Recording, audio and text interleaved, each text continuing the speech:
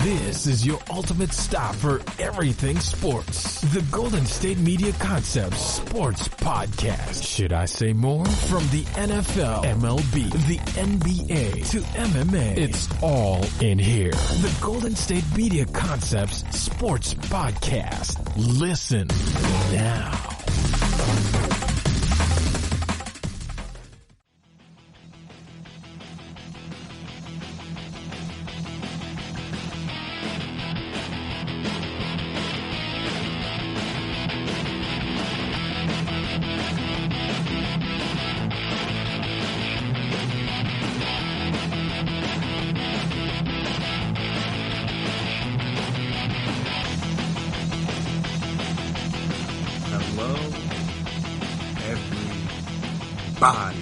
Welcome you guys back to another episode of the GSMC Sports Podcast, presented by GSMC Podcast Network. My name is Chris Blades, and I'd like to take this time to remind you, as always, if you haven't already, make sure you subscribe to the podcast, make sure you never miss an episode, make sure you're always on top of whenever we drop our latest stuff.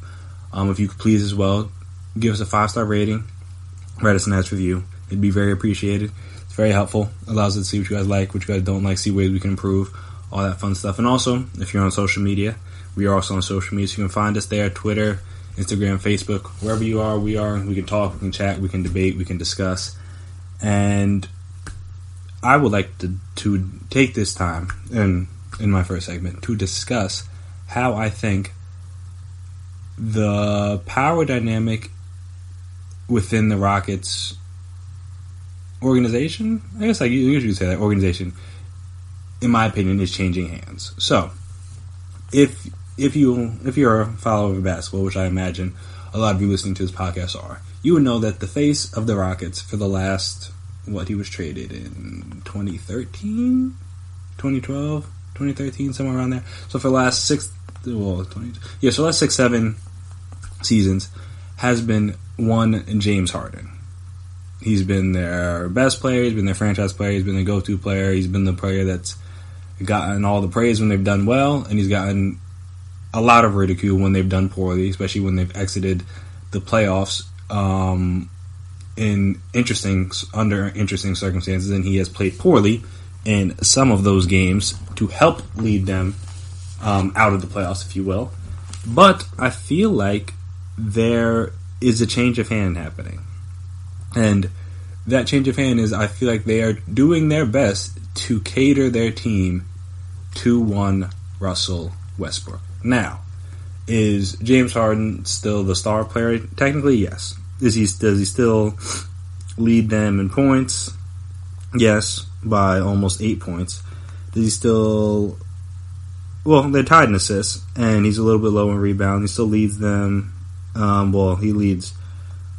Not the team, but he leads. Oh no, he doesn't anymore. Oh, okay. I was gonna say he leads them in field goal percentage, but he doesn't. Russ is higher. He leads Russ in free throw percentage though, and obviously 3-point percentage because Russ is shooting terribly from 3. But that's not my point. My point is that this team, who is currently 5th in the West, has had their struggles over the season. They're only 32-20, not exactly where many thought they could be. I mean, obviously they lost in the semifinals last year to the Warriors when they shouldn't have, but whatever.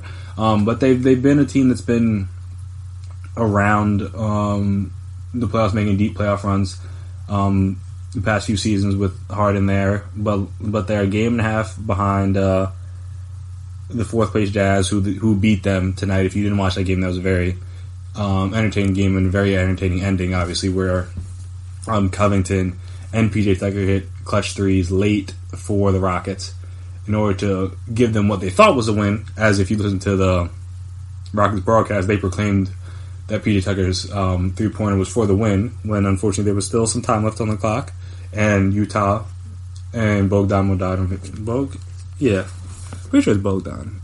I always get the two, him and the one on the Kings, confused in terms of the first name. But yeah, it is Bojan. Yeah, okay. See, I was going to tell you guys the wrong thing. Don't want to do that here on this podcast. So yeah, it was Bojan Bogdanovic. He hit the game-winning three, which was a tough shot. He curled off a screen. PJ Tucker and James Harden were right there. Didn't really matter. It was nothing but net. It was actually pretty impressive when you look at it, just how difficult the shot was and the fact that it didn't hit rim, didn't hit the backboard, nothing. But again, that's not the point. The point is that the team is not where they would want to be, obviously, and honestly, the team would be much worse off if it weren't for the play of Russell Westbrook over the last month or so. So, if you look at the month of January, the Rockets had 1, 2, 3,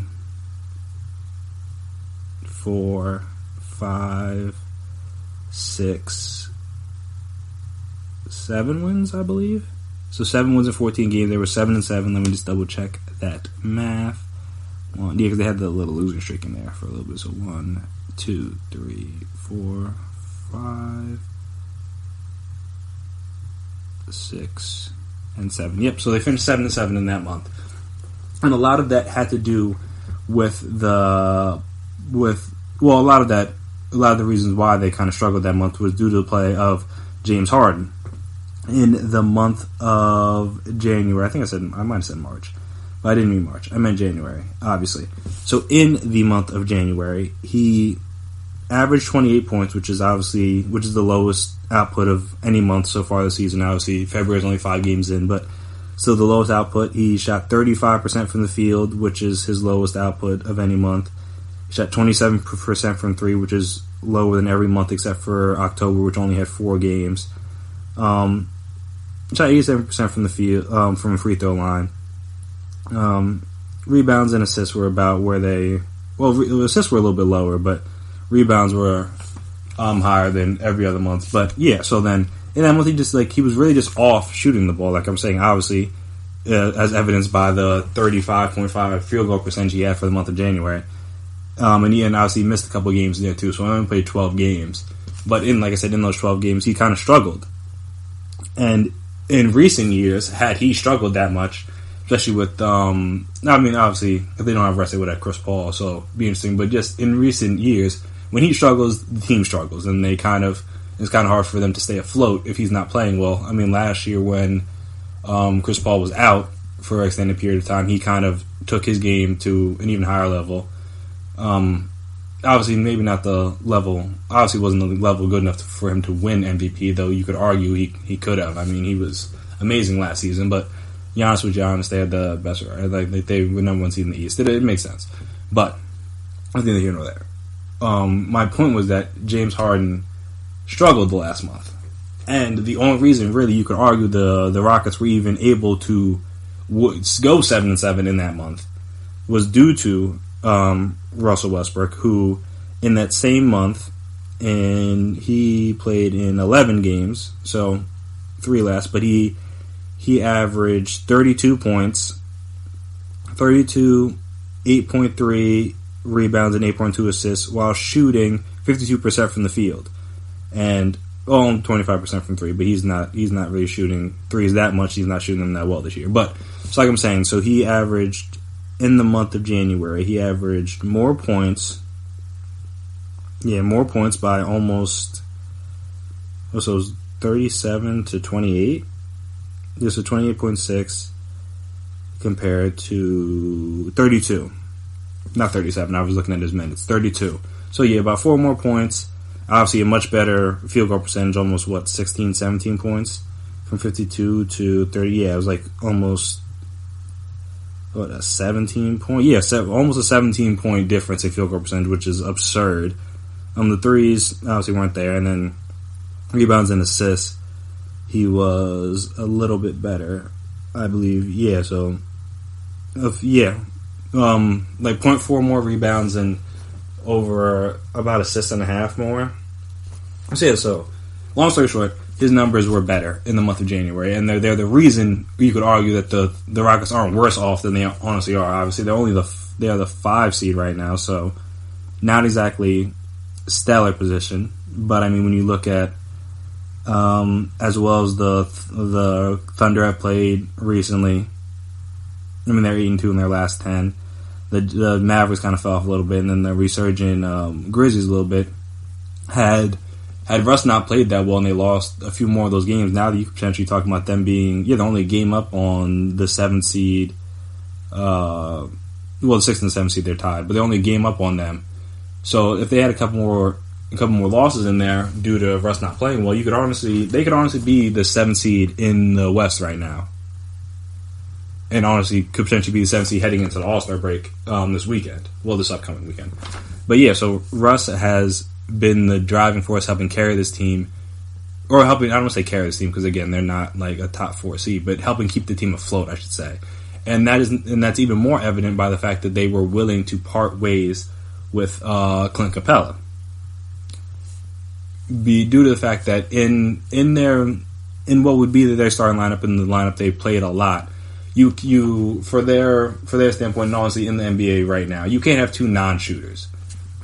And since Russ is averaging, what is it? He's averaging about 24% from 3 on the year. So honestly, he's only shooting about 4 attempts, which isn't that bad for him. But it's still more than he needs to.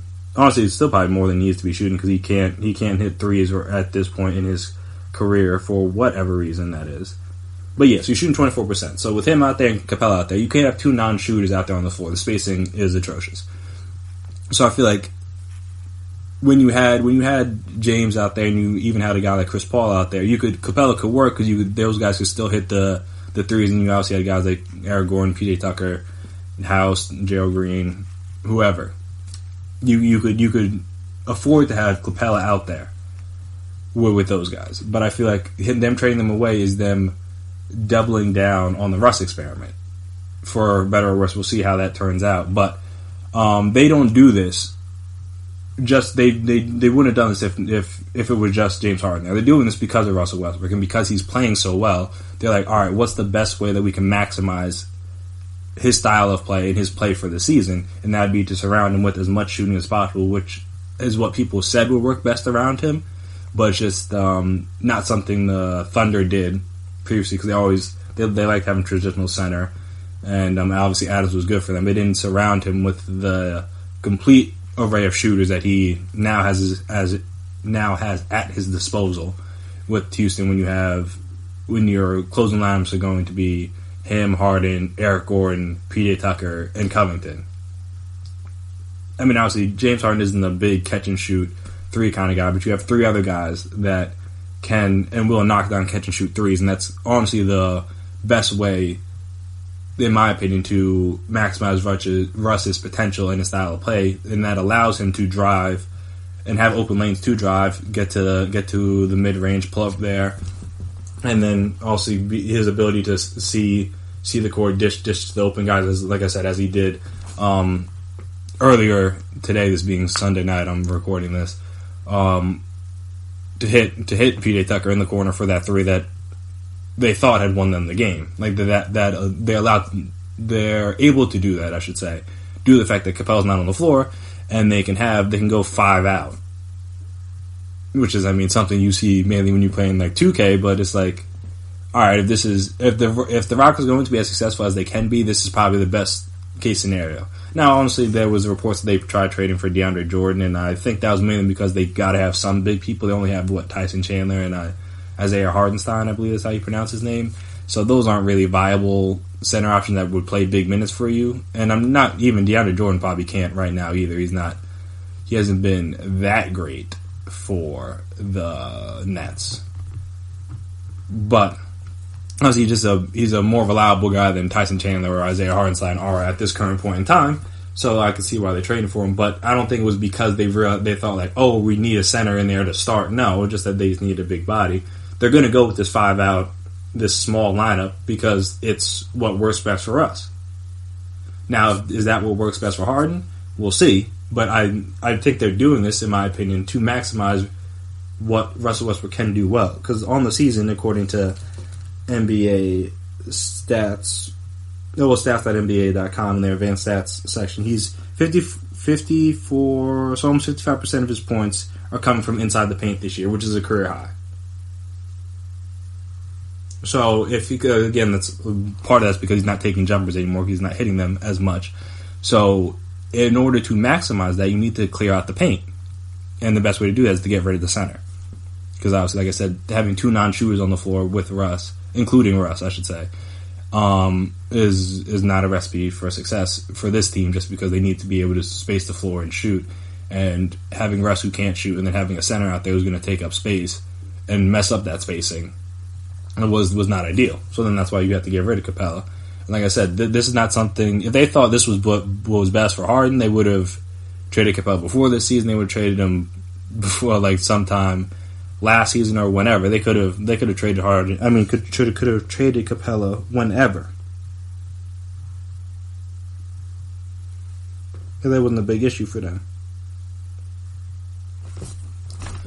But because they thought it could work, they kept him, and then obviously they're seeing now that Russ works better with the spacing, because then obviously, like I just said, he's getting to the paint and scoring more points in the paint than he's ever has before. So why not clear out the paint even more? And I think that was another part of the reason why Capella was traded.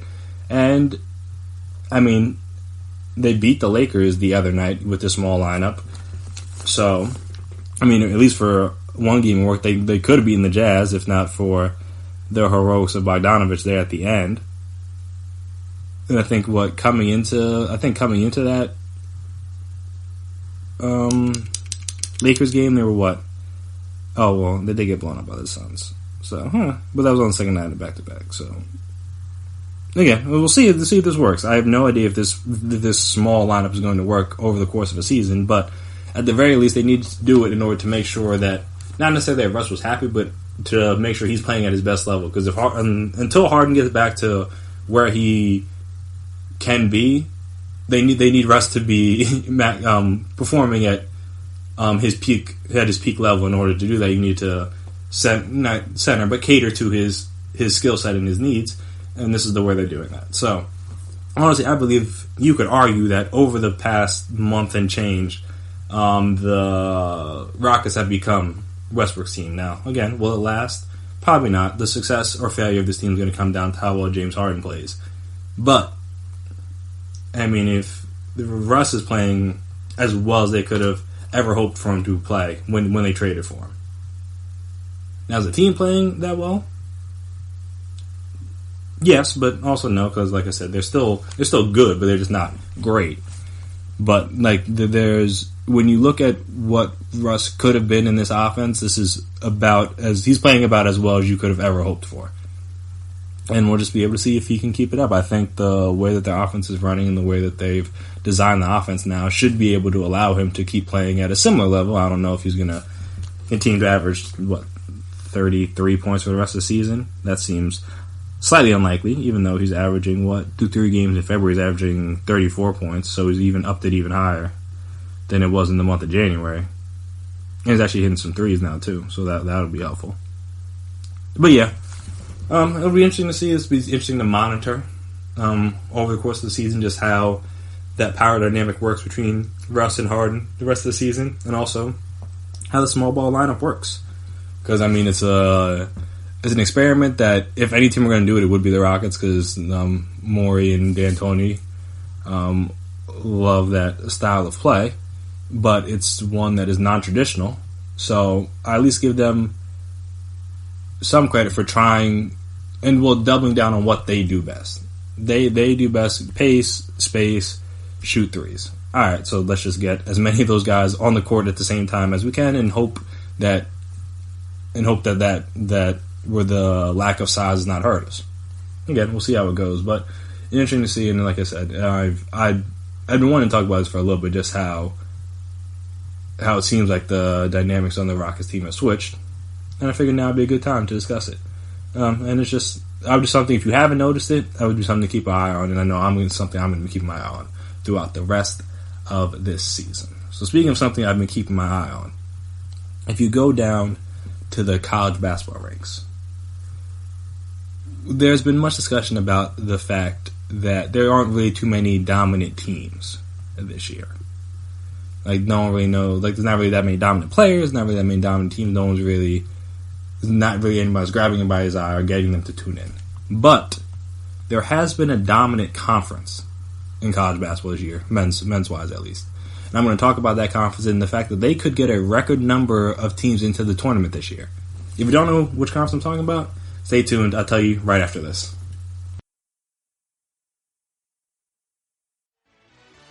Are you looking for the very best NFL and college football podcast? Then check out the GSMC Football Podcast. Get the latest football news both on and off the field. From the NFL Draft to trades to the rumor mill to the NFL Combines, they got you covered. That's GSMCpodcast.com/football-podcast. Get updates on college rivalries, game day insights, and much, much more. It's football talk the way you want it. This show eats, sleeps, and breathes football. Don't forget to like them on Facebook and follow them on Twitter. Visit GSMCpodcast.com for more info.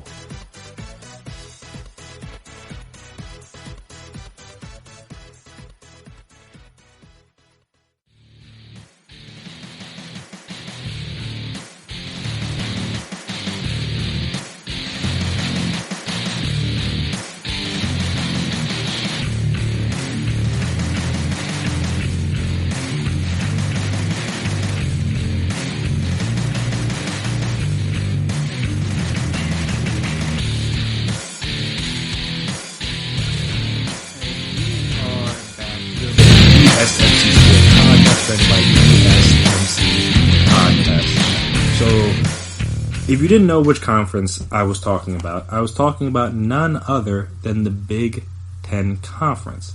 Now, normally, that's considered to be a football conference, but this year, it's been the best conference in college basketball, and honestly, you could argue that it's not even that close. I mean, currently they have 5 teams in the top 25.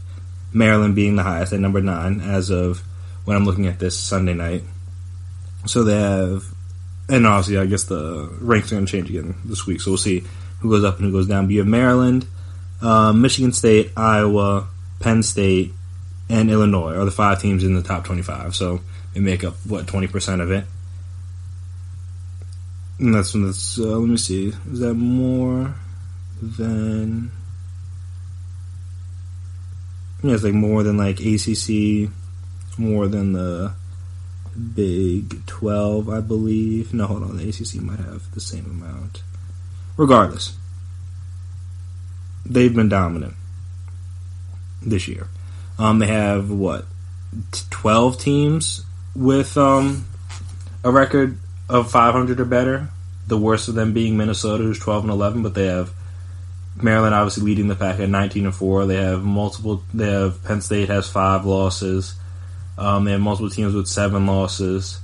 A couple teams with 8, a couple teams with 9, 2 teams that are 14-10 in Wisconsin and Purdue, and then obviously Minnesota is 12-11. But you could make a case, and it was brought up, and this is kind of why I'm bringing it up now. You can make a case that those 12 teams could all make the tournament. Now, is it likely? No. But in the article written by Molly Gary for Sports Illustrated, the 10 burning questions for the final month of college basketball's regular season, the first question was, could the Big Ten really send 12 teams to the dance?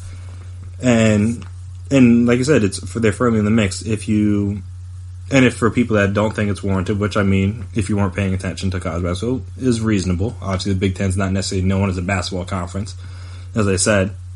But they currently have a whopping 12 teams in the Ken Palm top 40, which if you don't know what the Ken Palm rankings are, which is like a measure of offensive versus defense, it's just a measure of efficiency for college basketball teams.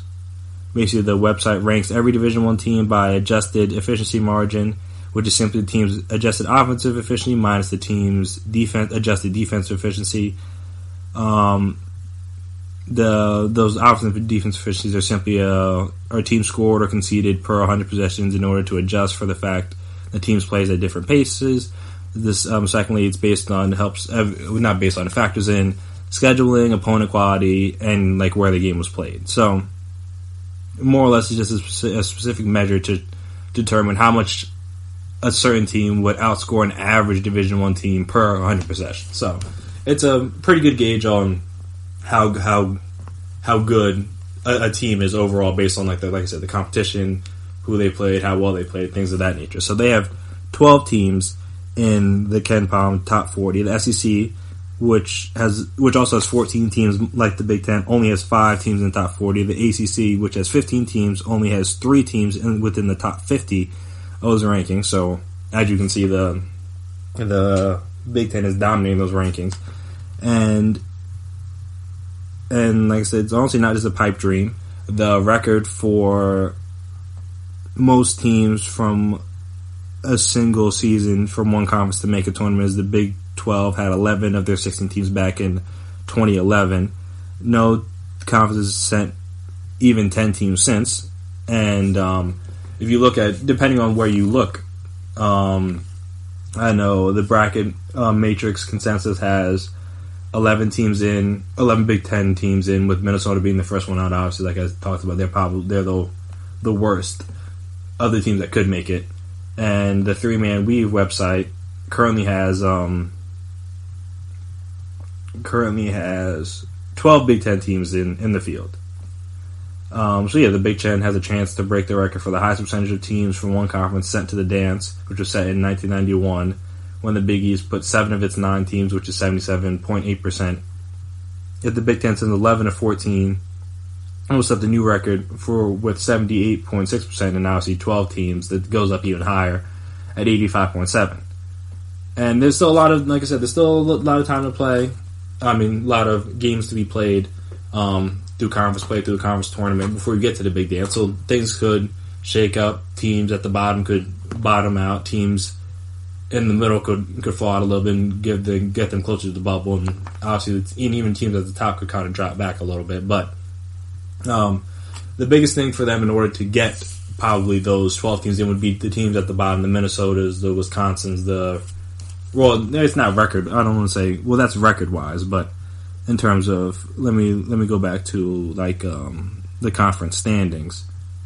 The teams with the worst wins in the conference are teams like Michigan, Indiana, Ohio State, who have better records than teams like Minnesota, Purdue, and Wisconsin. But obviously they have worse in-conference record. So if they kind of balance those records out and win some of those games against some of the higher teams, they can kind of give themselves a better win and obviously give themselves a better case in order to make it into the dance. But yeah, it's interesting to see, just because that's obviously something, as I just documented, something unheard of almost. Not that many teams from one conference don't ever make the dance. Like I said, it'd be a record for the amount of teams to make it in if they got 12 in. And even if they got 11 in, so the highest percentage of teams from one conference to make it into a dance. And if they got 12, then obviously that record is shattered even more. So yeah, it's just something to keep. It's something that I would argue you should keep your eye on over the final 3 weeks, 2-3 weeks, month of the college basketball season. Just because it's something that we may never see again. And honestly, one of the things that makes this more impressive about the teams that, about the fact that the Big Ten could do this, is that some of the teams that are almost locks to get in at this point are teams that you never think about when you talk about college basketball. We're talking about Penn State, who's currently 18-5. I think they were 22, I believe. I think they're 22 in the current rankings. You had just beat Minnesota on Saturday. Just beat Michigan State before that on Tuesday of last week. And they've already beaten Maryland earlier this year, beaten Iowa earlier this year. So they've beaten some impressive teams in the Big Ten so far. And they're basically almost a lock, barring a complete collapse over their last, 1, 2, 3, 4, 5, 6, 7, over their last 8 games, and obviously some sort of really disappointing upset in the conference tournament. And also we're talking about a team like Rutgers, or a school like Rutgers, I should say, who's currently 17-7, 8-5 in the conference, and then, again, has been, laughingstock's probably a bit strong, but has been a disappointment since they've been brought to the Big Ten. They haven't really helped elevate the conference that much. But I mean, they're a team that who was in the top 25 early, at least at one point this season. It wasn't for long, but I'm pretty sure they were in the top 25 at one point this year. And again, they're another team that's probably a lock to get in, again, barring some sort of collapse over the rest of their season. But we're talking about two schools who are almost never thought about when you talk about, especially when you talk about college basketball in general. These two schools aren't brought up, but especially when you're thinking about the best teams in the Big Ten, these aren't some of the schools you think of. And obviously they got some big games left. They play Illinois still. They play Michigan, who's obviously not in the top 25, but still a good basketball school. They play Penn State, in State College. They play Maryland at home, which could be a big one for them. But yeah, so they still got a couple more chances. They already beat Penn State earlier this year at the rack, so they have a couple more chances to showcase just how good they are. But yeah, it's just like when you think about the fact that overall college basketball has been down this year. The consensus has been that it's down this year for whatever reason. But to think that even within that this being a quote unquote down year for college basketball, that one conference could be this good and this competitive is pretty impressive, honestly. Especially when you look, like I talked about, when you look at the teams that are doing, even a school like Maryland, who's the best team in the conference right now. I mean, they've had some good teams in the past. They made the tournament in the past, but they're not considered a perennial powerhouse when it comes to college basketball, and they're the best team in the conference. Like I said, right now ranked in the top 10 of the country. So yeah, just maybe we should keep our eye out for more for Big Ten basketball. I mean, obviously we know about Big Ten football. It's one of the, I mean, with Ohio State, it has one of the premier teams in the country every year. Arguably always a chance to go to the college football playoff, and Penn State's been very good over the last few years as well. So they're a conference that always has some of the top teams in football. So it's only right that effect trickles over to basketball now, and that's where we're at. So just like I'm saying, if you haven't been paying attention, again, I get it. But if you're going to pay attention to anything, keep your eye on this Big Ten conference. They may not have the best team in the country, but they had the most depth of conference, and obviously that could play a factor in when you get to the tournament time, because they've played against a lot of good teams. When you get to the tournament, some of these teams are only playing against 2 or 3 other good teams in their conference outside of the non-conference play that happens earlier in the year. So these teams are battle tested. They're war ready. They could be ready to make a lot of noise in the big dance. And obviously, if they have 12 teams, the more teams you have, the better chance you have of making some sort of noise. So, like I said, it should be interesting to see how that plays out. So keep your eye on the Big Ten. So coming up after this next break, I hope you guys had your eyes on the XFL this past weekend. It started up this year. It started up this weekend, as I said, and I have some thoughts about it that I'd like to relate to you guys. And honestly, you can see how you guys feel, whether you agree, disagree with my thoughts, but I thought it was pretty interesting, to say the least. And we'll discuss that more right after this break.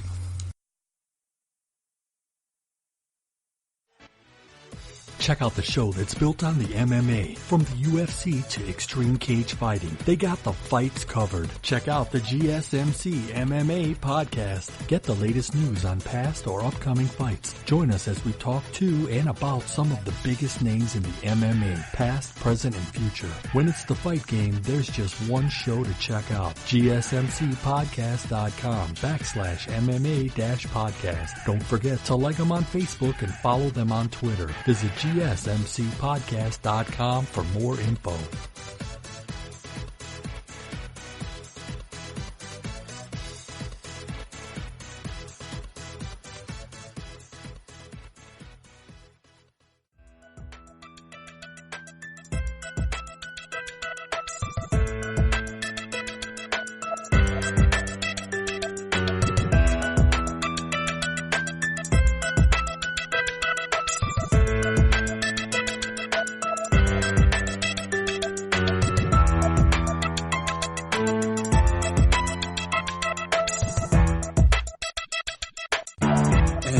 we are back here again on the GSMC Sports Podcast, presented by GSMC Podcast Network. So, as I mentioned, the XFL has started up this weekend. 2 games Saturday, 2 games today.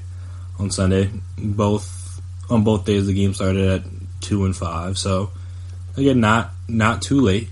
They're just in the regular, normal football hours. Because normally the NFL season was 1 and 4. So, you still have something to do, something to watch during the day. And then if you want to do stuff at night, you had different shows you wanted to watch at night. Obviously, they weren't going to go up against the Oscars tonight or the series finale of Power if you watched that, or if you hadn't already watched that prior to it coming on tonight at, I think it came on at 8.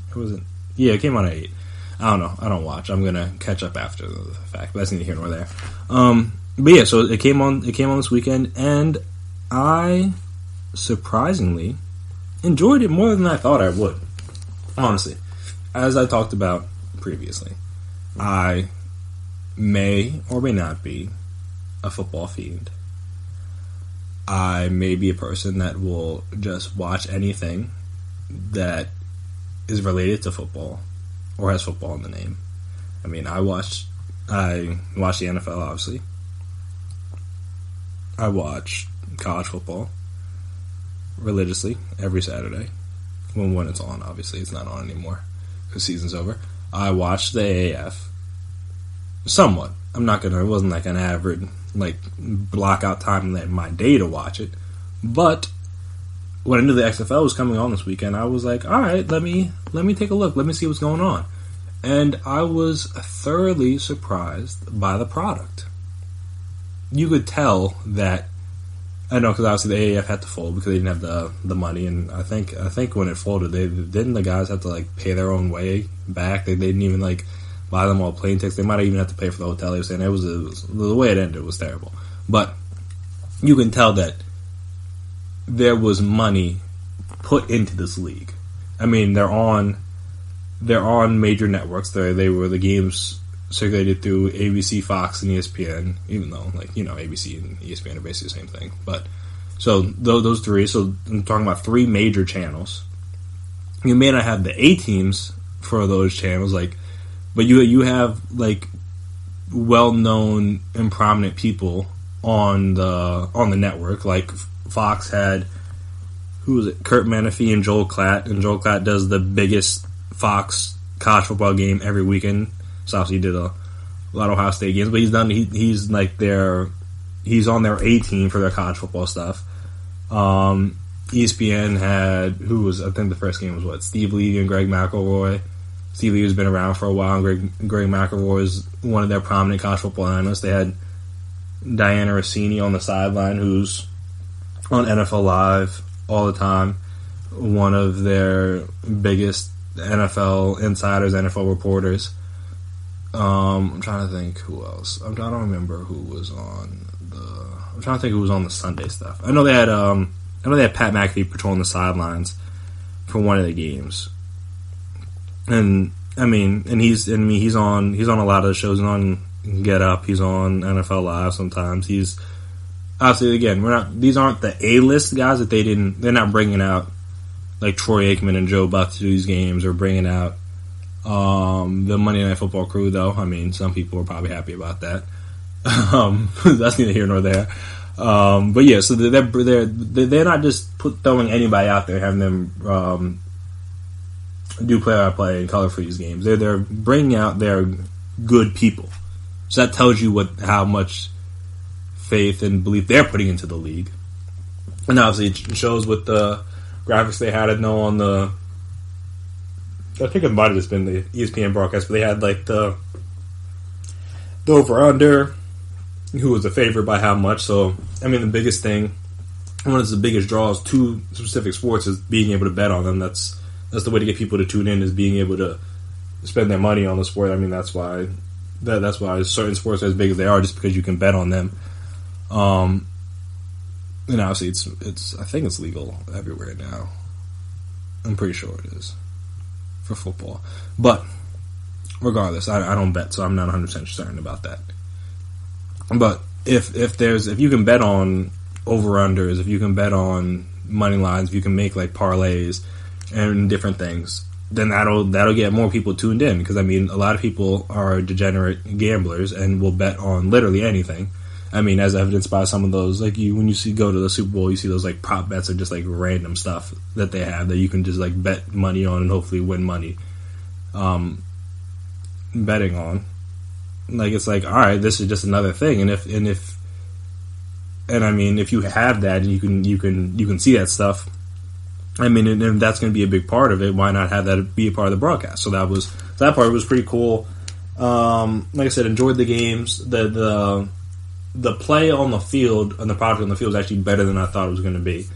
Because obviously these guys that aren't currently good enough to be in the NFL, so you're just like, all right, it's probably not going to be that good. But no, it was actually pretty good. The two games on Saturday were more high scoring than the games on Sunday, and maybe that's just the matchup, maybe that's just the players, but I don't know. I kind of fear that it was going to be like, it's kind of like the NFL season. Like a lot of defenses are ahead of the offenses because offense is a lot of timing, it's a lot of chemistry. You got to be in sync. Like defensively, you still have to be in sync in order to get the coverages right and make sure everybody's in the right places and has their responsibilities correct. But you don't have to worry about timing patterns with the receivers, or a receiver breaks his route off at 12 and you expect him to break it off at 10 and now the ball is not where it's supposed to be. Stuff like that doesn't happen on the defense side of the football. Obviously, like again, there's things you have to work through, but usually offense are a little bit slower than defenses, at least in the beginning of the season, and obviously NFL-wise, and as the offenses pick up and gain that chemistry, gain that continuity, they tend to pick it up as the season goes along. But in the first game, in the first two games, at the very least, you had offenses put up 37 and 31 points. And in those games, I know Cardell Jones looked good. He looked like he's going to be one of the better players. I mean, he was, the way he was maneuvering in the pocket, where he was breaking, shrugging defenders off, whether he was some of the throws he was making were that where you can see that, all right, maybe he's a tick above some of these other guys in the league. And honestly, I think in the second game it was PJ Walker, a former Jersey kid, shout out Jersey, and also he was a Temple quarterback, I'm pretty sure. But yeah, no, he looked really good. I think he had 4 touchdowns in that game for the who was it? Houston? Yes, Houston Roughnecks. Yeah, Houston Roughnecks against LA. But yeah, no, so he was just like, if the product on the field is going to be good, that's what's going to keep this league alive. Because at the end of the day, people aren't going to watch something that's bad. That's part of the reason why, as we talked about in the last segment, college basketball struggling because the product on the court isn't as good as it has been in past years. That's why people aren't as interested. But if this can, I'll say everybody's going to tune in the first weekend because it's new, it's interesting, it's fun.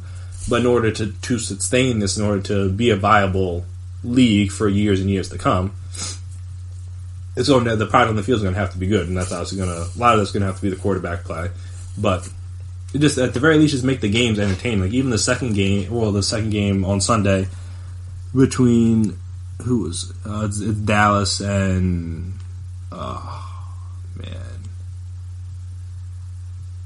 who was that other team? I know it was Dallas Renegades and St. Louis. I'm pretty sure St. Louis Battlehawks. And they had the one guy, the St. Louis team had the quarterback who used to be at Ole Miss, I believe, Tamu, who I think he just was out of college eligibility, but people weren't sure he was good enough to be in the NFL yet. So he's doing this to kind of show people he's matured and showcase some of his traits. And he showed some of that. He was using his arm and his legs throughout the game, and that obviously, even though he only scored 15 points, that even though the team only scored 15 points, he showcased some things that he's like, all right, this is worth me wanting to tune in to see how he looks throughout the rest of the season. So that's something to keep an eye on. Obviously, the faster pace helped the 25-second game clock get it. So basically, you almost kind of sort of can't huddle. Almost every offense is like a fast-paced college-like offense to where you got to get the plays in quickly. So that was interesting. That was fun. I didn't realize how much we were going to be hearing from the coaches. I guess maybe it's just something I glossed over. But the fact that almost the commentators almost have to be quiet a lot more than they're used to, just because we can hear the play being called in to the quarterback from the offensive coaches, which is obviously much different than it is in the NFL. They would never do that, just because everything's so secretive and team stealing stuff and blah blah blah. But that part is cool, just because you can hear the different play calls, and then like the analysts can tell you like, all right, that this call or this word means this type of play or that type of play. It's just like good for like a casual sports fan that maybe doesn't know all the terminology or all the different passing concepts or the run game concepts, things like that. And you're hearing them, and you're like, oh, what does that mean? And the analyst can provide you with information on what what kind of play you're going to be looking at. Obviously, not everybody. It's not going to exactly be like a Tony Romo situation where he can predict based on formation, down, distance. Like, all right, they're going to run this without even knowing what the play is going to be and then be right. This time, these analysts are actually hearing the play, and they're like, all right, that means they're going to do this. They're going to do like outside zone, or they're going to run this passing concept or that passing concept, stuff like that. That's cool for like a non. I mean, it's cool obviously for the football junkie, but for a non-football junkie who's just, I mean, not non-football junkie, but like a casual fan who doesn't know all that terminology, it's cool to get them to be able to learn that kind of stuff through the game. And I know that was one of the bigger points. It's like, oh, teams are going to steal your signs or steal the plays, blah, blah, blah. And I'm like, again, possible. But it's not like you can hear it on...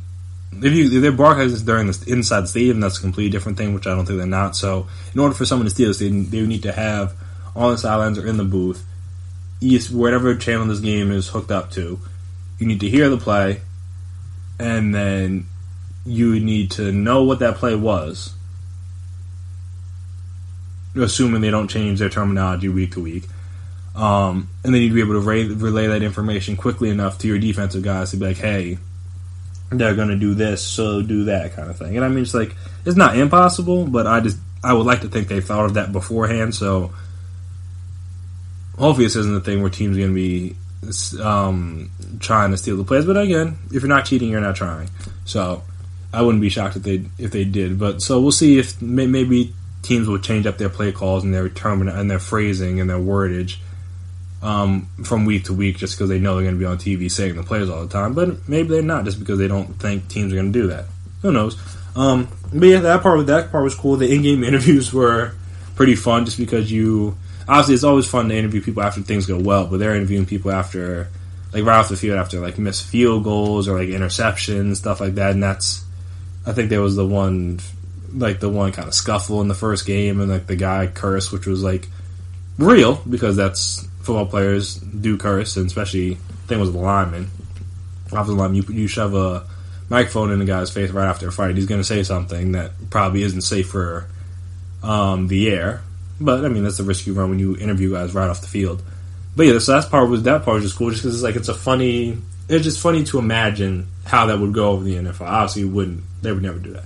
But it'd just be funny to imagine a quarter, like imagine if like Jimmy G, like in the Super Bowl, when he overthrew Emmanuel Sanders on that third down, immediately had to come walking off the field, or he's on the sideline. Who was it? Was it Fox? So like Aaron Andrews was talking to him like, hey, like what happened on that throw? Like, why'd you overthrow? It's just like some of the hypotheticals were like pretty funny to think about. And also, we'll see how this plays out, because obviously it's first week, so everyone's like, no one's going to be that mad. But if a team's like 0-4 in a couple weeks and the quarterback's struggling, we'll see how much or how willing he is to do that interview later on the line. But that was just a cool aspect, just because you're always kind of wondering like what's going through these people's heads, like right after a big play is good or bad. And now you have access to that information. So that was a cool aspect of it. Obviously, like I said, the television production, the way the game was put together with the graphics and all that stuff, that was cool. And honestly, the only thing I'm hoping for more for as we go forward is that more teams go for 2, at least. I mean, 3 I understand, because you don't really need to go for 3 unless it's like late in the game, you're trying to catch up or whatever. But a lot of teams just went for 1, and I was like, that's not fun. That's not as fun. Like, you already have to go for it. Like, why not do that? Because why not get more points? You instead of at the 2, you're at the 5. I understand. Going back to the 10, that's a completely different story. But moving from the 2 to the 5, to get an extra point. I feel like that would be... I think that's something that more teams should be willing... Well, maybe will be willing to do, obviously. Maybe team coaches and stuff were just nervous for the first game, just trying to make sure we don't screw it up. But I don't know, it's something to keep in mind, keep an eye out for, just to see how teams kind of manage that stuff going forward, to see if this is just a thing where everyone's just going to go for one after the touchdown just because that's what that's traditional. Or if more teams would be like, hey, screw it, just go for two. Like, maybe not every time, but just more often. There wasn't really that much going for two this weekend. And obviously, the teams didn't really need to, per se, because there weren't really that many comeback chances in the games. But it's just something I'm going to keep my eye out for as we're going forward. But yeah, no, I enjoyed it this first weekend. Again, we'll see if it's just like the newness of it, and once that that mystique wears off, if you will, see if I still enjoy it. But again, as long as the football on the field is good, that's all that matters. Everything else is everything else. But the product on the field needs to be good, and if they have that, then they at least have something. And they had that through this first weekend. So we'll see how it keeps up. I know I'll be tuning in. Hopefully, some of you guys will be tuning in as well. But I definitely tuning in to seeing how the league goes, just because, hey, we need to have something to challenge the NFL in some ways, at least make them feel like they need to get their product better. Because there's a lot of things where it's refs or some of the rules or some of the stuff. Also, side point, the kickoff thing was pretty cool too. I wasn't sure it was going to work, and it would never work in the NFL because, again, guys like Tyreek Hill or somebody, they break through the line, it's over, then no one's catching them. But I like the fact that it provides at least some excitement, just because you never, just because like it gives. I'm an offensive guy, so anything that gets the ball moving cores down the field or anything that provides more excitement to potentially score more points, I'm in. So I enjoyed that as well. I forgot to mention that. But yeah, we'll keep my eye out for that and see how the rest of the season goes with the XFL. So coming up after this next break, we are going to transition to sports documentaries. There's been quite a few that have come out over the last month or so. And I haven't got the chance to talk about them yet and express my feelings because I thoroughly enjoyed them. I think a lot of you guys are sports fans out there listening to this, you would enjoy them as well. So I'm going to tell you about them and tell you what I liked and what I disliked and all that stuff. So we'll talk about those right after this break.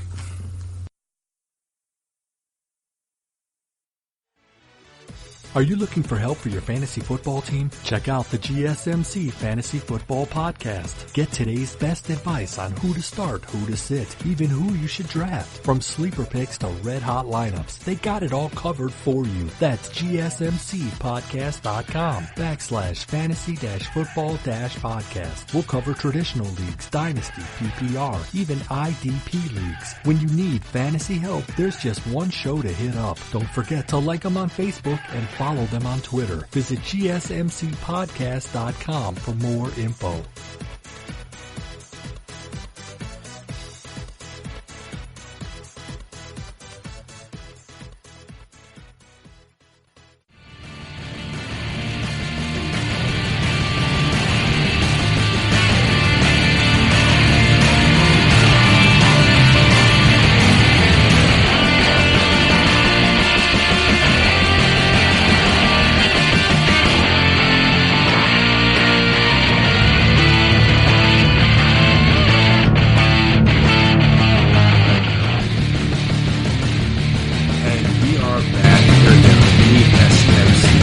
Podcast written by GSMC Podcast Network. So, if you didn't watch, and you should have, if you didn't watch, part 2 of the Michael Vick 30 for 30 came out last Thursday. Yeah, and then obviously part 1 was the week before that. But, yeah, so part 2 came out this past year. They finished up all the Michael Vick stuff, and obviously, as a person who was a fan of Michael Vick, pre-dogfighting, pre-jail, all that fun stuff, then obviously, and was looking to see how he acclimated himself back into society once he got out of jail, and then obviously he did that when then the steps he made to make himself a better person. From that, I was very much intrigued by the 30 for 30, and I very much enjoyed it. Obviously, ESPN, their 30 for 30 documentaries are almost always great. I'm not going to say they're shooting 100% from the field, but they're pretty darn close. I mean, there's very few bad 30 for 30s out there, just because they do their work, they do their homework, they're always put together. Where, I mean, obviously ESPN's not going to put their name on something that isn't good, so that's why you get these good documentaries. And also, I mean, they're doing stuff that's interesting. They're not just they don't cover everything, because that would be almost impossible. But they're touching on people and stories and games and moments in the history of sports that are very interesting. And the story of Michael Vick is a very, very interesting one, just because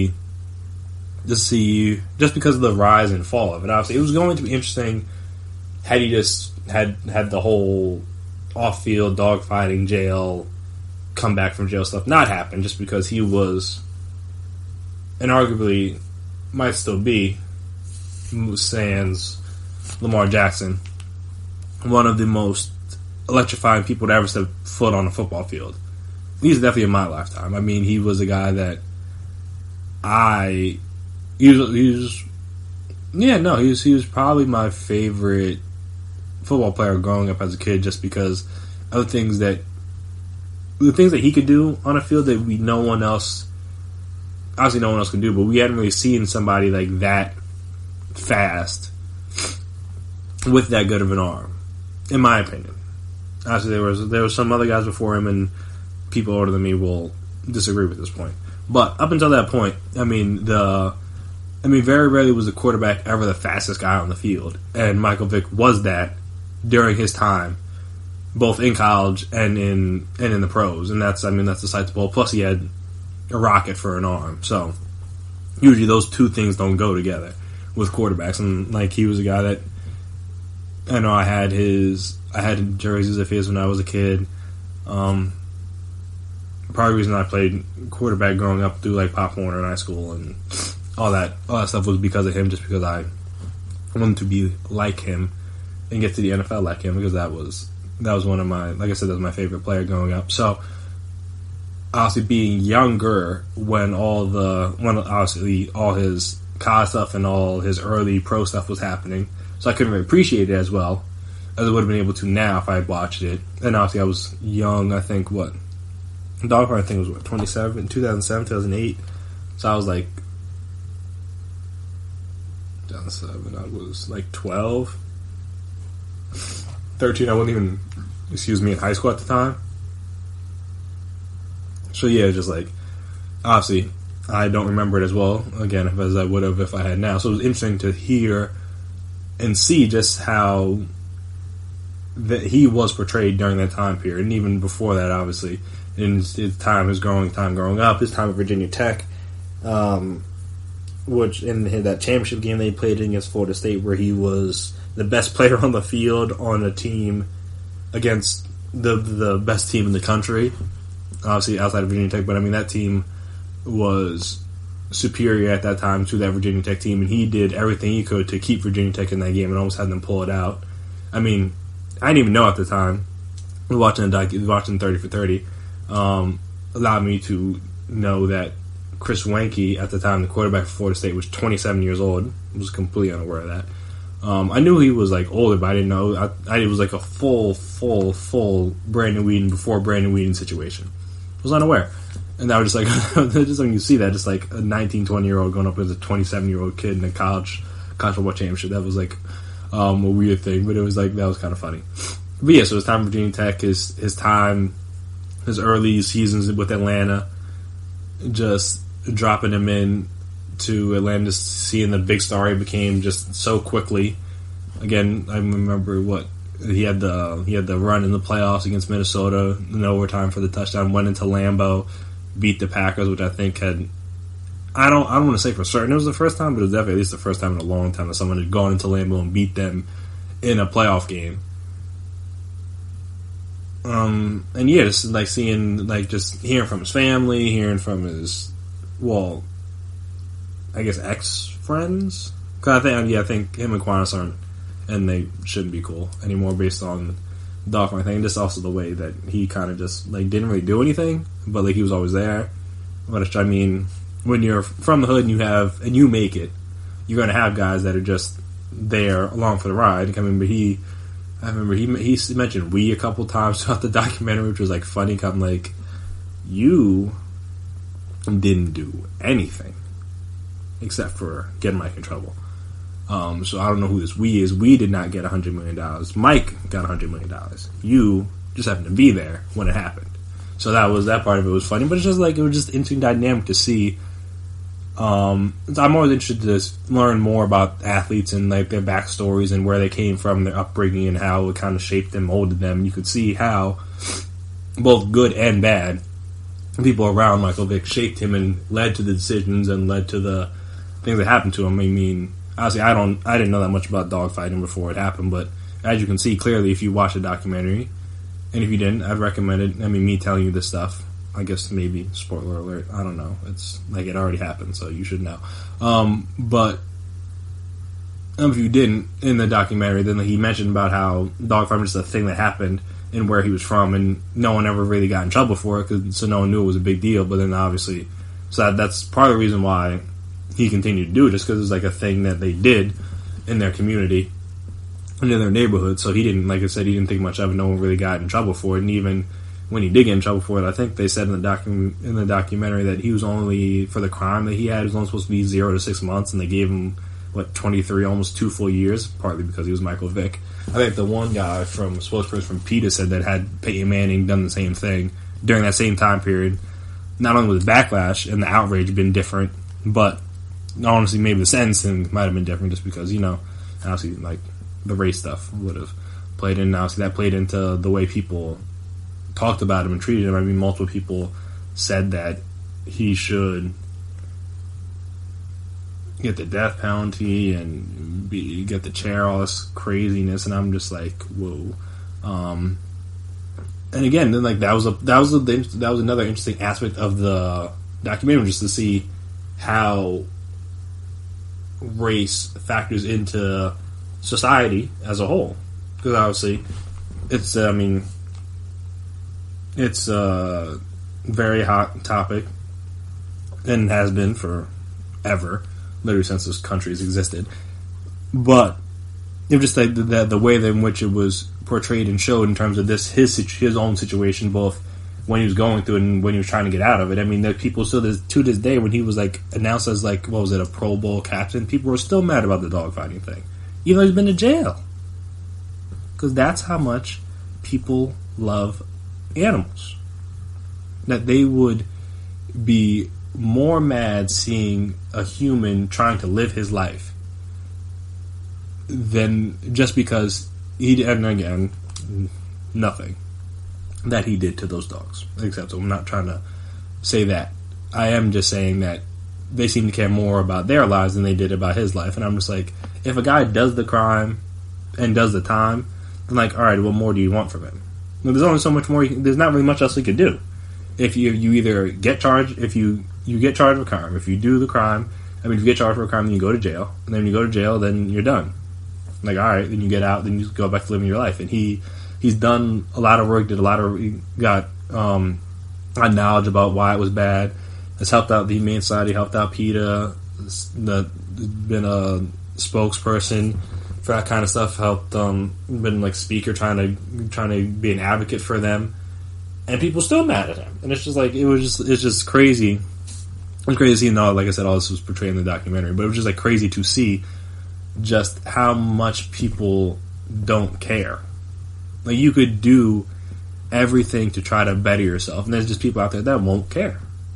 And obviously he learned that, and obviously if you're in America, you know that already. But in terms of certain people can do things and people will forgive them, and certain people can do things and people won't forgive them, and you know what I mean when I say that. But again, this is just interesting to see when it's portrayed at an athlete at that level, because you see that in regular people all the time, and it's like, all right, but you think athletes are different, and athletes, certain color athletes aren't any different.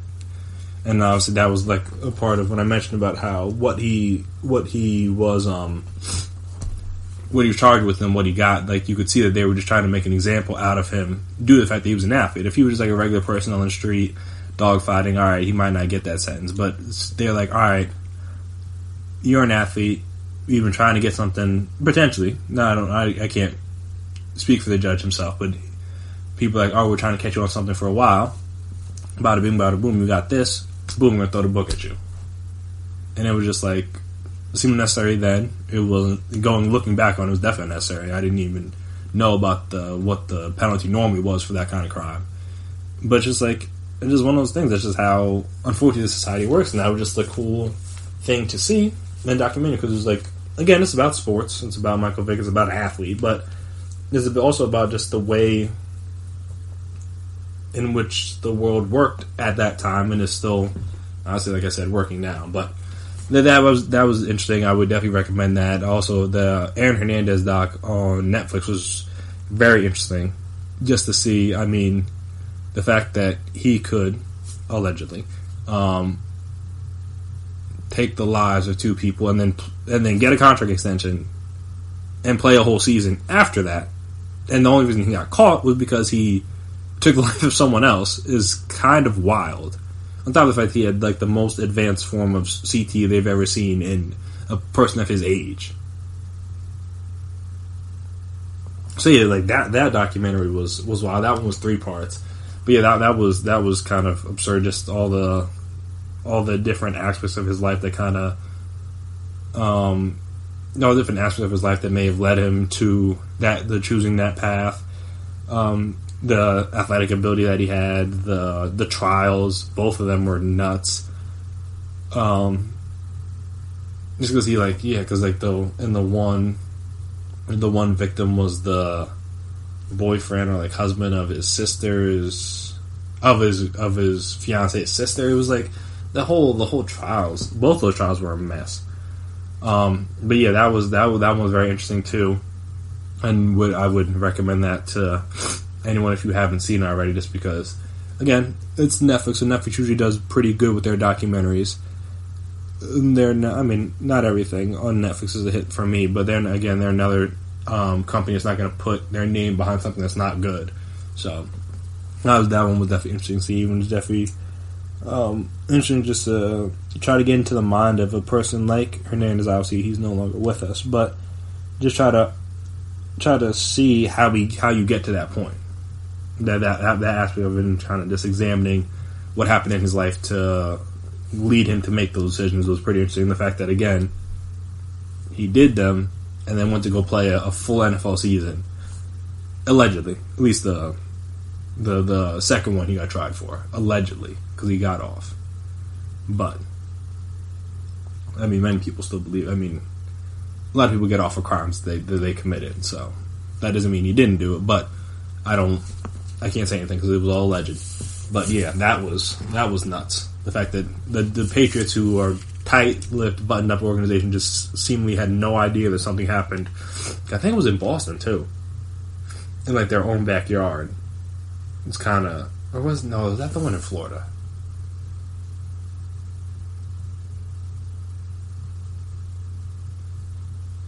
Because no, it was outside of a nightclub. That might have been that one was in Florida. That one was in Florida. The first one he got charged for was that one. That one was in Boston.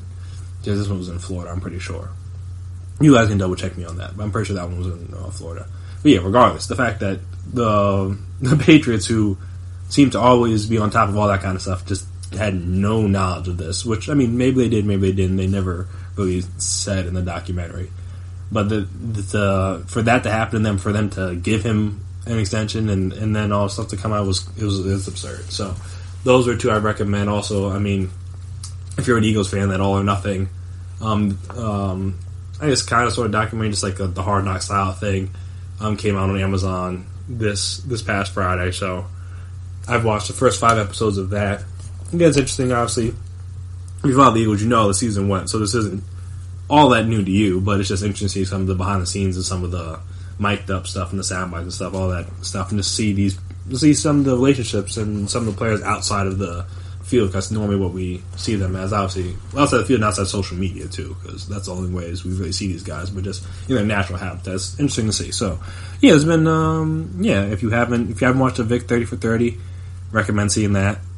I recommend most 30 for 30s. The ESPN does a good job with those. So watch that. Watching Aaron Hernandez Netflixed out, that thing was wild. And then if you're an Eagles fan, the All or Nothing thing, I haven't finished it yet, but like I said, it's pretty good so far. So if you're an Eagles fan, tune into that one too, just to give you a behind the scenes look on how the season played out. Like I said, you know how it ended, but it's just interesting to see some interesting tidbits and details and interviews and stuff like that with the players. I mean, it's your favorite team, so you might as well watch it. But yeah, so after the next week, we're going to come back and I'm going to talk about a man who, not on the hiatus of Conor, he's been more active, but another big star in the UFC, made his return to the wing and had a very controversial fight. So we'll talk about him, talk about the fight, talk about what happened, and talk about what's next for him right after this break.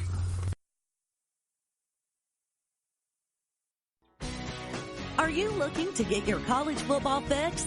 Looking to get the latest news on your favorite school's team? The GSMC College Football Podcast is your ticket to all things college football. Join us as we talk college football from the national championship, the college rivalries, the bowl game, to the Heisman Trophy. So which conference is the best? We've got you covered for the Big Ten, SEC, Big 12, the Pac-12, ACC, and everything in between.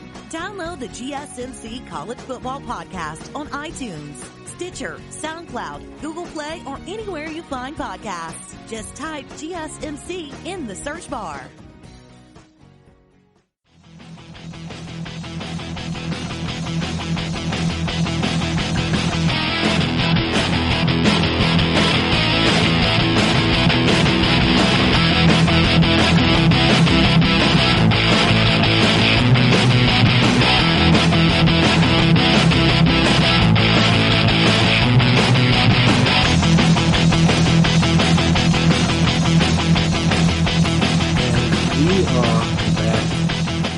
Here again on the GSMC Sports Podcast, presented by GSMC Podcast Network. So, the fighter I'm talking about, which I mean, if you're a follower of MMA, you would know. But if you aren't, then none other than Jon Jones, had a fight this past Saturday, in Houston, UFC, 247? Yeah, I believe, versus Dominic Reyes, and that fight the end of it was marred in a bit of controversy, not the normal controversy that Jon Jones had in terms of like failed drug tests and like some of the outside of the ring or octagon stuff, but it was more in the fact that many people thought that this should have been his first official loss. I mean, he technically has one loss on his ledger already, due to a disqualification for, I think it was illegal elbows, though. I think even Dana White said that should have been technically a no contest. And obviously, Jon Jones doesn't agree with the disqualification, but it is what it is. That's his only loss on his record. I know he has another no contest with, Daniel Cormier for his second fight. I think he tested positive for like steroids. So he won by knockout, but then honestly, if you were on steroids, then you were cheating. So they labeled that a no contest too. So in many people's eyes, this could have and should have been his first official loss, but at the end of the day, it was not. Jon Jones found a way to pull it out there. Let me not say that. He was awarded the victory in the end. Because, I mean, in my belief, in most of these combat sports, at least where there's not like an official, score, like it's not like it's football or basketball or whatever, where like at the end of the game, like who won and who lost. So, if you have a situation where you are the challenger, the contender, or whatever, fighting for a championship belt whether it's, like I say, whether it's boxing, whether it's MMA, whatever. I've always been of the belief that you have to beat the champ in order to win. Like, if it's close, if it's tight, if it's going to go down to the edge, generally speaking, from what I've seen, and what I know a little bit about the combat sports, is that they're usually going to give it to the champ, which, I mean, I get, because, again, they're the champ for a reason. They won their belts for a reason, and someone has to take it from them. And if you don't take it from them, the judges aren't just going to necessarily give it to you.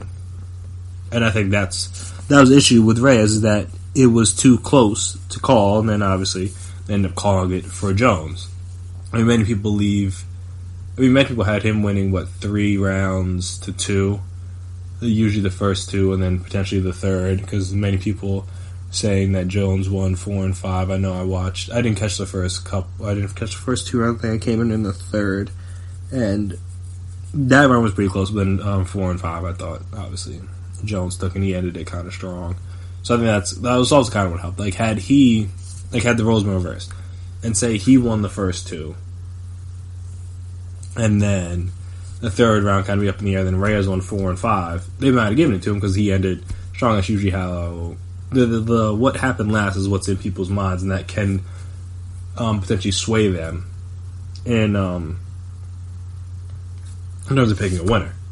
Like I said, if the last rounds of the fights is what's, like I said, most recent in their mind, so that's just what I'm thinking of. Like, all right, I know obviously they're keeping track of the score beforehand, but if it's close, like, all right, we'll give him enough in order to get the win there at the end. I think that's what happened. I know what was it, 2 scorecards were 48-47, I thought, which, I mean, makes sense because the fight was close. But then I think the one scorecard was 49-46, which was kind of like, okay, I don't think Jones won. Again, didn't see the first 2 rounds, so can't say how much Reyes won those first 2 rounds by. But going off of everything I read and heard and saw about the fight, it doesn't seem like 49-46 makes a lot of sense. But I mean, there's a lot of judges that have made terrible decisions over the course of history. So when someone else getting a score wrong, or believing that, again, because I mean it's his own score. I don't know for a fact, but I don't think anyone told him to write that down. So he decided that's just what he saw, that's what he thought. Like, all right, then I can't necessarily argue with your opinion, because I mean, like I said, if that's what you thought and that's what you saw from the fight, all right, by all means. But honestly, that's not what a lot of other people thought. That's not what a lot of other people saw. So that aspect of it was slightly unfortunate for Reyes, just because this might have been his one shot at a title, at least for the coming future. I know Dana White kind of said that, oh yeah, rematch possible, blah blah blah, but it didn't seem like he was that like gung ho or like, yeah, no, definitely we're gonna get this rematch set up right away kind of thing. We're just like, yeah. Basically, that's how it went. And obviously, Dana White is a smart man. He knows what he's doing, so he knows where the money's at. That's when you have big names like Jon Jones or like the Connors of the world, like, you're not just going to have them fight necessarily anybody. The fight on top of being a good fight, because obviously people want to see good fights. It also has to make sense monetarily, and I think that's kind of where they are right now. And it's just hard to say if monetarily the biggest fight right now is Reyes. I mean, a rematch makes sense because, again, the fight was very close. He had a very good shot of winning that fight, even though it was a unanimous decision for Jones, it was not that overwhelming of a win for him in the opinion of what I saw, and then based on, like I said, what I read, what I heard, all that stuff about the earlier rounds. It didn't seem like it was that decisive of a win. I know he didn't win.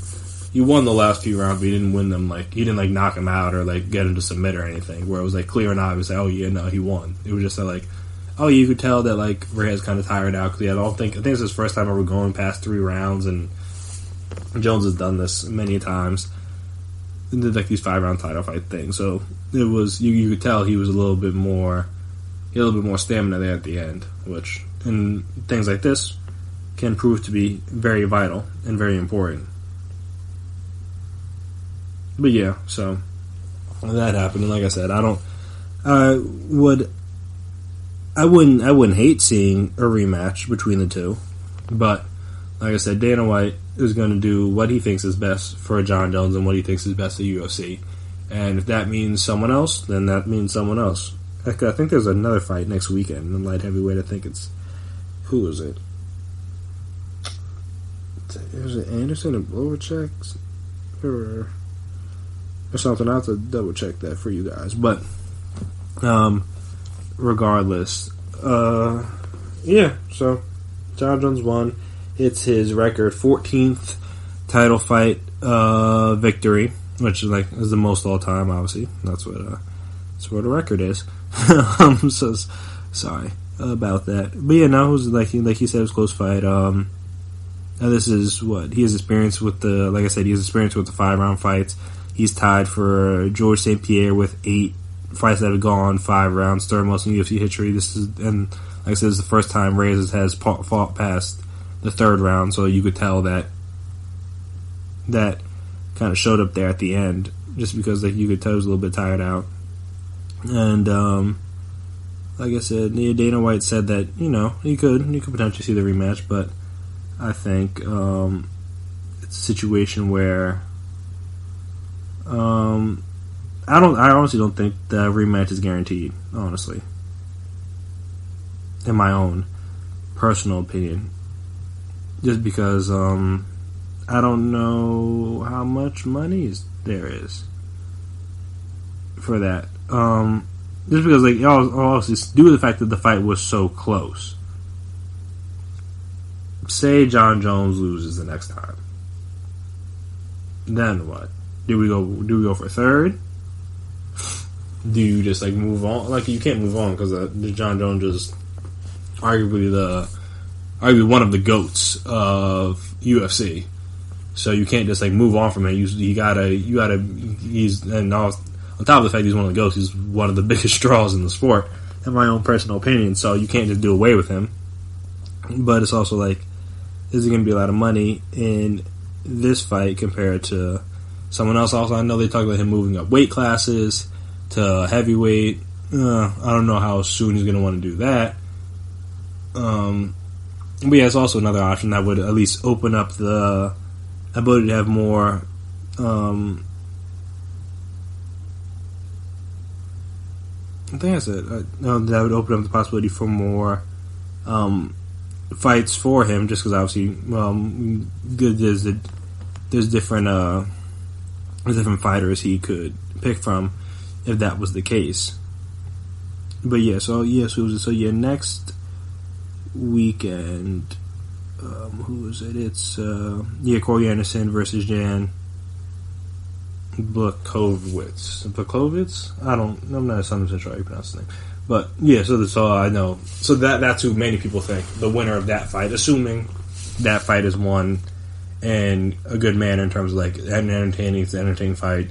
People would want to see that with Jon Jones. That's probably the next bout for that. Probably the most likely, most reasonable candidate to be the next guy to fight Jon Jones. But again, I imagine when Dana White set this fight up, he had an idea of what would be next. So we just got to wait for it all to play out. But yeah, good for Jon Jones. Good for Reyes, because again, he gave Jon Jones everything he could handle. And he was arguably probably one of the closest people to beating Jon Jones in his career, which is, again, Jon Jones is maybe not at his peak anymore, but he's still one of the best fighters in the UFC. So still very impressed for Reyes. So I gotta commend him and clap it up, give it up to him for that. But unfortunately, a win is a win and a loss is a loss, and he did not get the win that belongs to Jon Jones. So we'll see what's next. See where he goes from here. obviously, like I said, the fight next weekend will be key, because if someone dominates or someone knocks somebody out or submits somebody quickly, or just like a good fight that a guy wins decisively, that might be worth Jon Jones' time. If not, then probably go back to the drawing board and you have to figure out from there. But honestly, this will all play out over the next few months, so we'll see where it goes from here. And speaking of playing out over the next few months, pitchers and catchers report this week, I'm pretty sure. So that means the start of the baseball season is upon us. And I want to discuss who we should take in the AL. Should we take the Yankees, or should we take the field? I will give my reasons for both sides, and I'll tell you who I think has the best chance of making it to the World Series right after this break. So stay tuned. Check out the show built around the women of MMA. From the UFC, Invicta FC, Bellator, and One Championship. We got the fights covered. It's the Golden State Media Concepts Women's MMA Podcast. The latest news of upcoming fights, discussions of previous matches. Join us as we talk to and about the biggest names in women's mixed martial arts. Past, present, and future. When it's the women's fight game, you know where to listen to. The Golden State Media Concepts Women's MMA Podcast.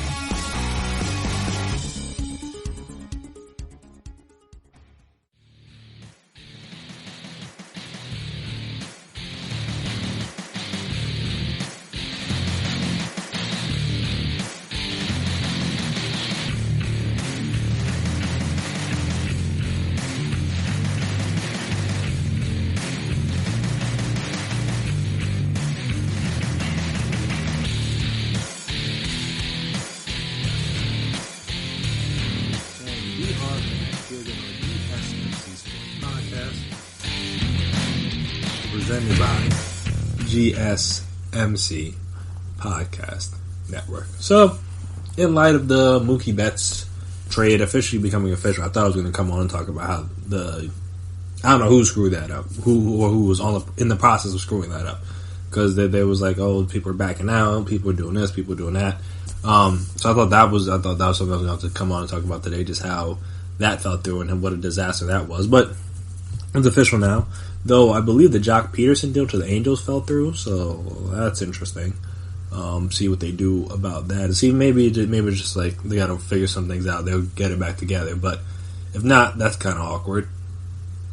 Because then if you keep, do you keep Jock? Do you not keep Jock? Do the Angels then go out and trade for a different outfielder? Because clearly they were trying to upgrade their outfield. And if no Jock, then if that kind of hurts of that, so then they kind of got to find a way to replace that, and I'm interested to see how they would do that. But regardless, so with that, and obviously with the season starting back up, that got me thinking about the AL, obviously with Mookie Betts leaving the AL, which is, I mean, a happy day for all those AL teams out there. You know, I worry about facing Mookie Betts in potential playoff series. Though I don't think he was. Well, see, I don't know. I don't think he was that good in the playoffs that year.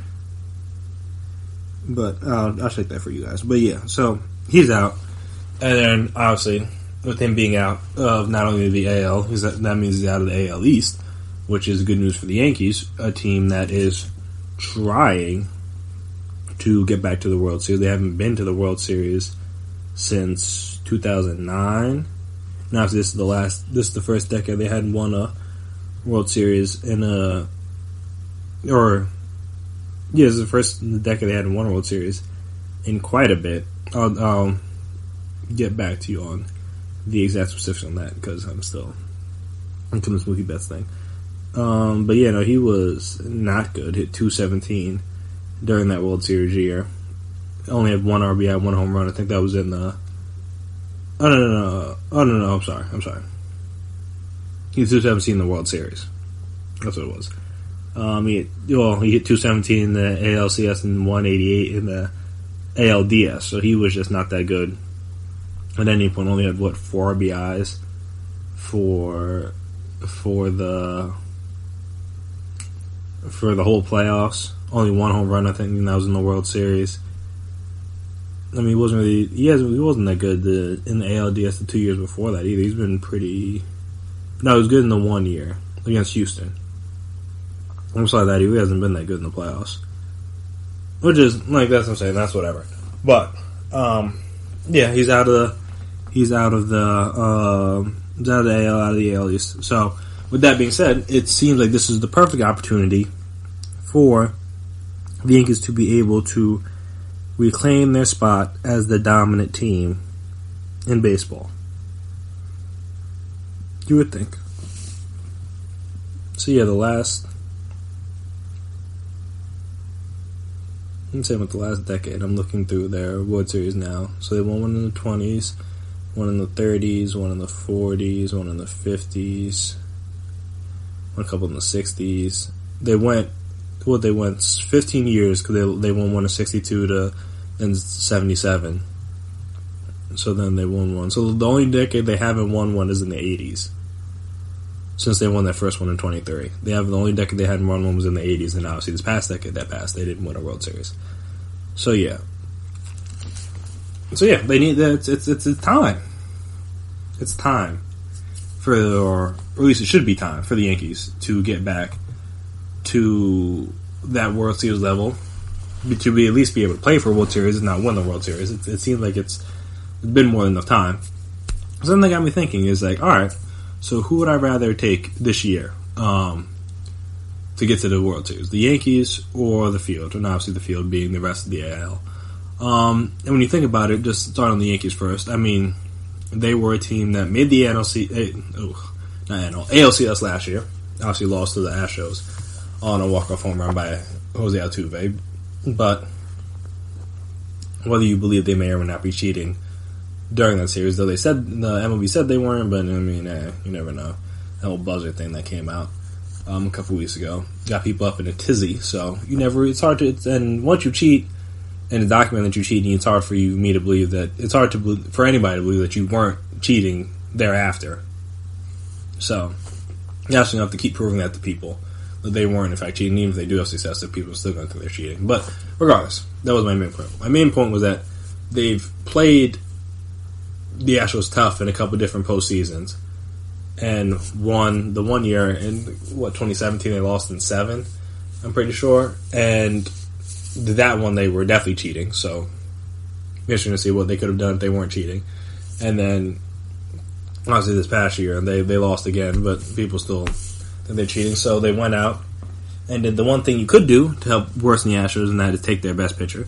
They signed Garrett Cole. I mean they needed that beforehand. That was the thing that was coming to playoffs. That was the one thing people worried about. Was like, do they have enough pitching to hold up over the course of a 7-game series? Because their bats, they have too many guys in their lineup that strike out a good amount. That good pitchers are going to be able to get them out. So they're going to need to have good pitching of their own in order to, keep up. And by the end, they didn't have the pitching to keep up. I mean, their bullpen was great, but their starting pitching just wasn't good enough to keep up over the course of a 7-game series. So all right, cool. We'll go out and sign Garrett Cole. So not only do we get the best pitcher on the market, but we also take him from an AL rival, if you will. So that helps. But then James Paxton's going to be out 3 to 4 months with the back injury, and he was their number one, I guess him, Tanaka, depending on. He was one of their key pitchers in the playoffs. Let's put it throughout the season and in the playoffs. Let's put it that way, because obviously Severino was hurt for most of the year, so he was one of their key pitchers. So obviously replacing him with Cole helps, but then obviously him being out for 3 to 4 months with the back injury worsens their rotation, and then on top of that, you don't really know how he's going to be coming back from that back injury. So it's always a little shaky, always a little dicey. So you got to worry about that.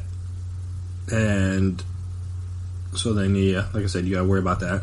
And then, from a lineup standpoint, their lineup is interesting because, it's interesting because they do get Andujar back, who, another guy, missed a lot of the year, though. I mean, the Yankees had a lot of injuries throughout the year. So the fact they were even making it to ALCS was pretty impressive. But then they get Andujar back, which is good. They get his bat. Should be very useful. He hit, what was it? In 2019, he didn't do too much.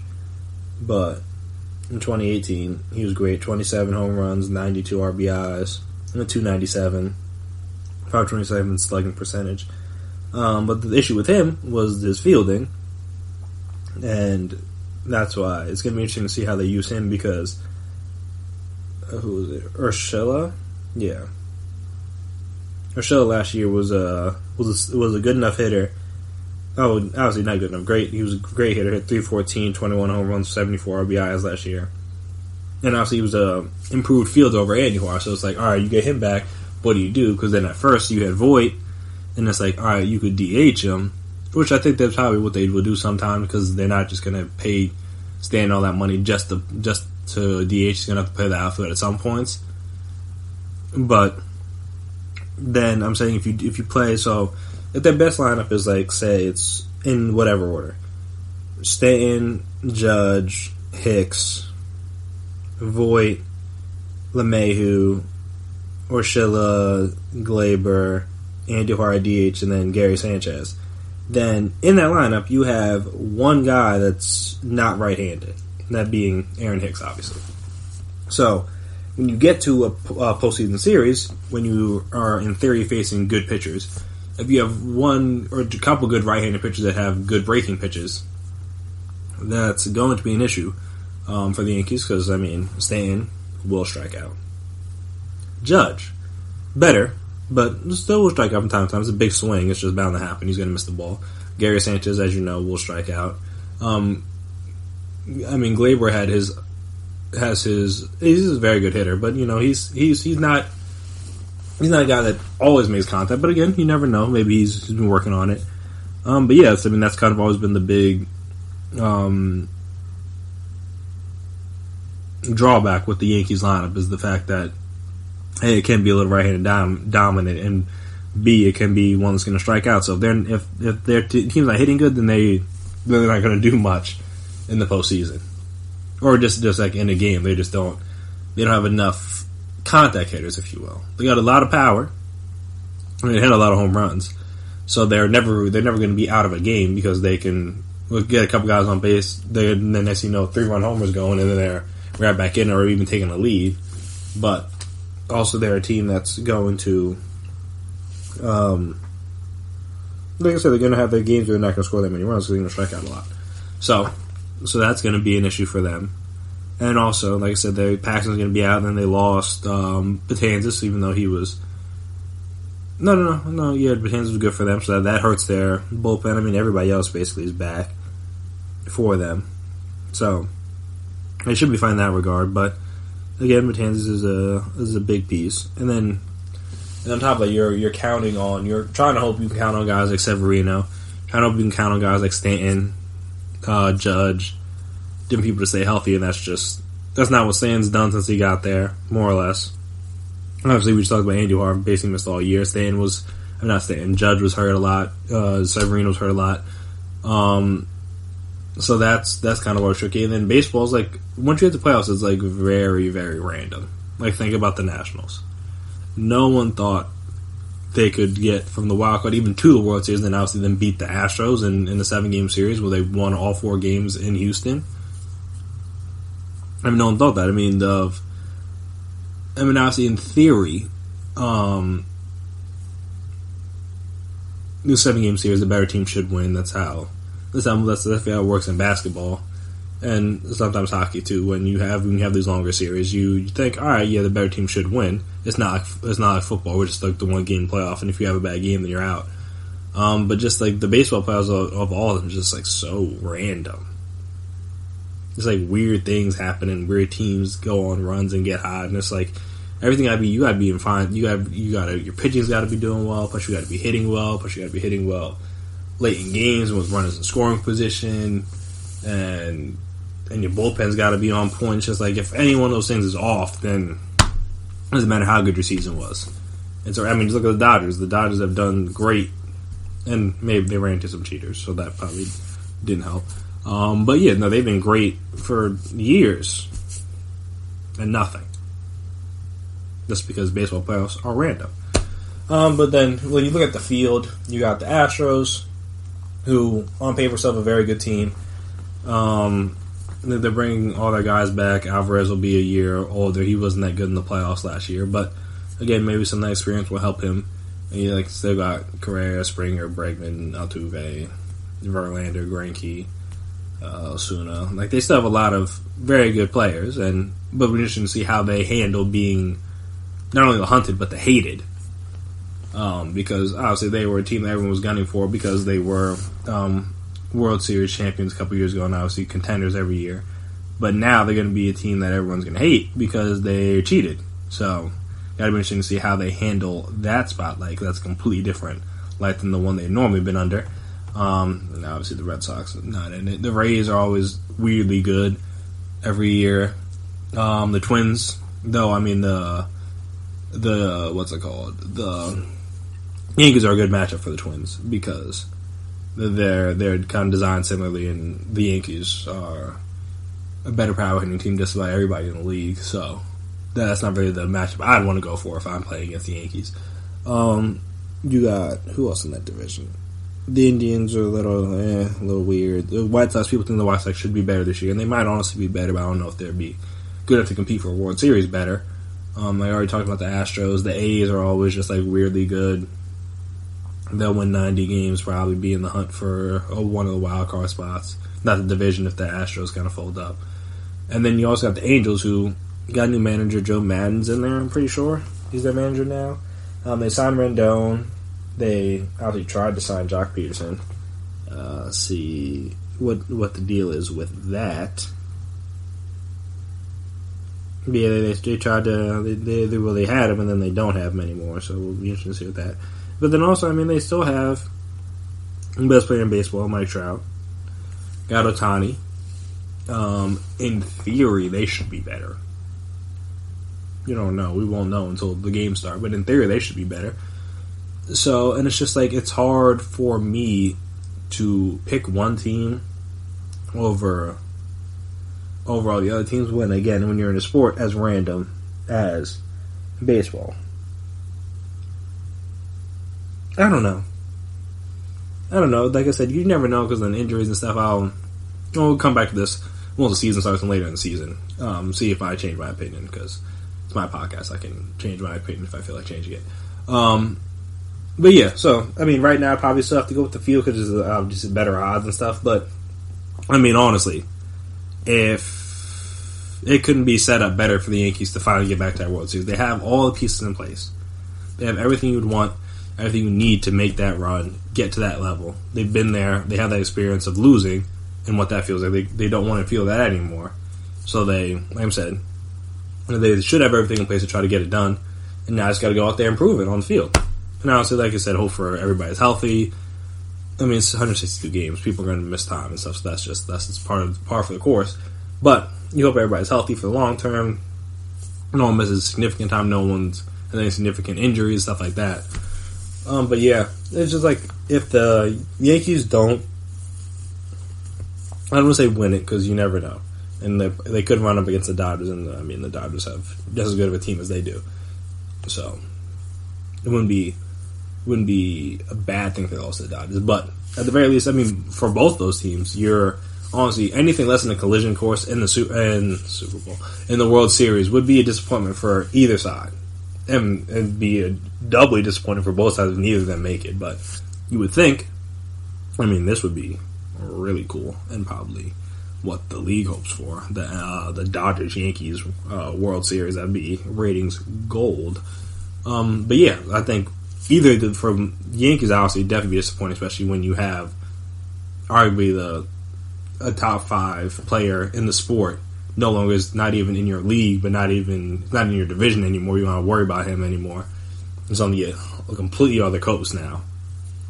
So when you have that, and you have the Astros going through what they're going through, you would think that now would be the time to take that next step and get to that World Series. And then, like I said, once you get there, who knows, anything can happen.